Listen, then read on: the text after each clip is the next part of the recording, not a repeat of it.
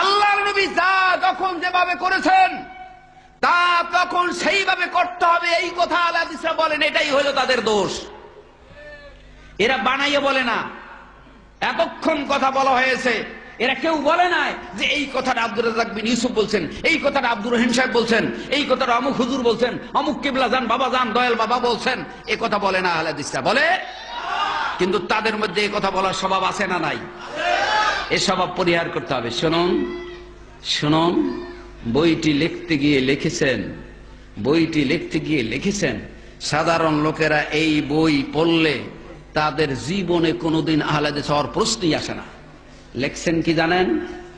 লিখছেন আমাদের একজন লোক আব্দুল ওয়াহাব বাট্টালবী, তিনি একটা লিফলেট ছেড়েছেন, তার জবাবে এই বইটা লিখেছেন। লিখছেন এমন জবাব সাইকুল হিন্দ সাহেব দিয়েছেন যে জবাবের কারণে আহলে হাদিসদের দাঁত ভাঙছে, মারি ভাঙছে, চোয়াল ভাঙছে, কলমও ভাঙছে। এখন কি বুঝলেন এতে? সাধারণ হানাফি ভাইরা কি বুঝবে এতে? যে এমন জবাব দিছে, জবাব দিয়ে একেবারে জাহান্নামের চৌরাস্তায় ঢুকিয়ে দিয়েছে। কি কথা ঠিক না?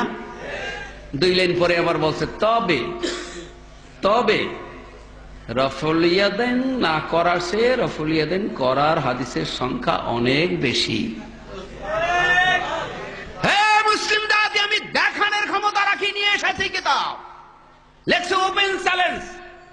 সারা দুনিয়ার মুসলমান একমত রফুল ইয়াদাইন না করা এটাই সঠিক। 2 লাইন নিচে গিয়ে লেখছেন তবে 2 ইমাম এতে একমত নন। তাকে সর্বসম্মতিক্রমে হইল? কত বড় পাগলামি কথা! আমরা তাদেরকে অপমান করব না, সম্মান করি, শ্রদ্ধা করি, ভক্তি করি, কিন্তু এই কথা কেন লিখলেন? কেন লিখেছেন? রফুল ইয়াদাইন না করার আপনারা কয়টা দলিলের খবর জানেন? আমি 52টা দলিল দিতে পারবো। রফুল ইয়াদাইন না করার 52টা দলিল আমি দিতে পারবো যে রফুল ইয়াদাইন করা লাগবে না নামাজের মধ্যে। কিন্তু আপনি কি জানেন, আপনি কি তাহাকিক করেছেন যে এর একটাও যে সঠিক নয়? এইটুক না করেই আপনারা বই লিখেছেন, যে বই পড়ে আমার হানাফি ভাইয়েরা, সাধারণ ভাইয়েরা, তারা বিভ্রান্তির বেড়াজালে হাবুডুবু খাচ্ছে। আর বক্তব্য দিতে আসলে শুধু গালি আর গালি, মন্দ আর মন্দ। কথা ঠিক কিনা? আমরা কাউকে গালিও দিতে চাই না, মন্দও বলতে চাই না। আমরা তাদের পায়ে ধরিয়ে বলতেও রাজি। যদি আমরা মিথ্যা বলি, জুতোর বাড়ি গালি নিতে রাজি, তবুও তাদের সম্মান রক্ষা করে আমরা বলতে চাই চুরি আপনারা করেছেন, চুরি ধরা পড়ে গেছে জনগণের সামনে, যার কারণে আজকে দিন দিন হানাফির থেকে আহলে হাদিস হচ্ছে, যার কারণে দিন দিন হানাফির থেকে আহলে হাদিস হচ্ছে, আহলে হাদিস থেকে হানাফি হয় না। প্রমাণ আরো লাগবে। শুনুন কি করছে দেখেন। আপনি যখন তাকে বলবেন যে রফুল ইয়াদাইন করার পক্ষে হাদিস হলো বুখারী শরীফের মধ্যে, এই সাইকুল হিন্দ সাহেব লেখছেন, চ্যালেঞ্জ করছেন কি দিয়ে জানেন? আমাদের আব্দুল ওয়াহাব বাট্টালবী সাহেব, তিনি চ্যালেঞ্জ করছেন 10 রুপিয়া, আর উনি চ্যালেঞ্জ করছেন 20 রুপিয়া। কি দিয়া? যে আল্লাহর নবী সবসময়ের জন্য রফুল ইয়াদাইন করেছেন, এরকম যদি একটা দলিল দেখাইতে পারেন তাহলে আমরা 20 রুপিয়া দেব। আমরা কি দেখাইতে সক্ষম না অক্ষম? আহলে হাদিসের দল এই দল নয় যে তাদের প্রস্রাবে বন্যা হয়ে যাবে, তাদের থুক ফেলাইলে আহলে হাদিসরা ভাইসা যাবে, এই দল আহলে হাদিসরা নয়।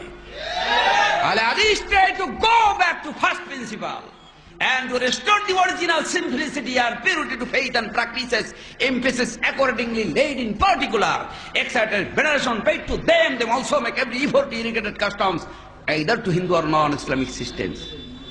আফসোসের কথা হলো কি, শেষ করব,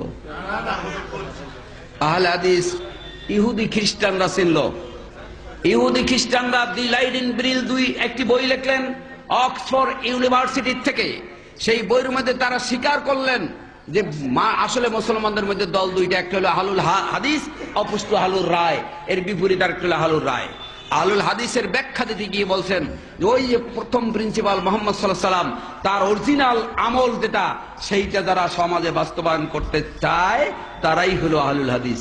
তারা চিনল, ইহুদি খ্রিস্টানরা চিনল, কিন্তু আফসোসের বিষয়ে দেশে জুব্বাওয়ালা আর পাগড়িওয়ালা আর দাড়িওয়ালারা চিনল না।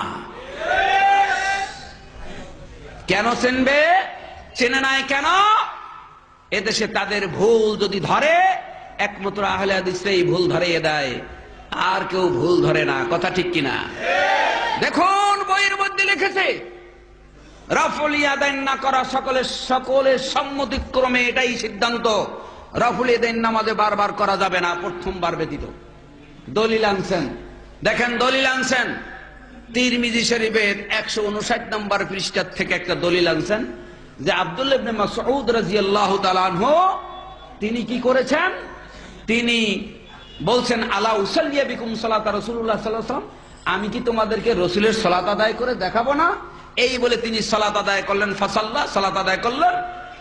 লাম ইয়ারফাহুমা ইল্লা মারাতান ওয়াহিদাতান, একবার ব্যতীত আর হাত উঠাইলেন না। দেখলেন? তখন কি করবেন আপনি? রফুল ইয়াদাইন করা ছেড়ে দিবেন? এখন এইখানে আমরা ওই গর্ত খুঁড়া ইঁদুর বাইর করিয়া তারপরে আমরা গর্ত বন্ধ করি, এটা হলো আমাদের দোষ। আর ইঁদুর যদি ভিতরে রাখে উপর দিয়ে গর্ত বন্ধ করেন, ওর ভিতরে ওই জন্মের কাটা কাটবে। কথা ঠিক কিনা? সম্মানিত উপস্থিতি, শুনুন, এই কথাটি আবু দাউদ শরীফের 110 পৃষ্ঠায় আছে। শুনুন, এই কথাটিতে কি করছে তা জানেন? আমি মিশরি আবু দাউদ নিয়ে আসছি।